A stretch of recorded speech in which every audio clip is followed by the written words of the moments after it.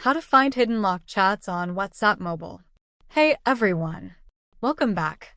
In today's video, I'll show you how to find hidden locked chats on WhatsApp mobile. If you're curious or just want to better manage your privacy settings, stick around. Let's dive right in. First, open WhatsApp on your mobile device.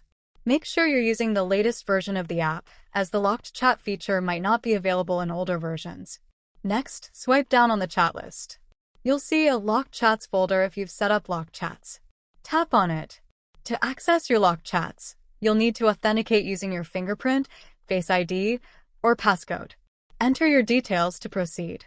If you don't see the Locked Chats option, it might be because you haven't locked any chats yet. Here's how you can lock a chat for better privacy. To lock a chat, open the conversation, tap the contact name at the top, select Chat Lock, and follow the instructions to set it up. And that's it. Now you know how to find and access hidden locked chats on WhatsApp mobile. If you found this video helpful, don't forget to hit the like button, subscribe to channel name, and turn on the notification bell so you never miss a tech tip. Thanks for watching, and I'll see you in the next video.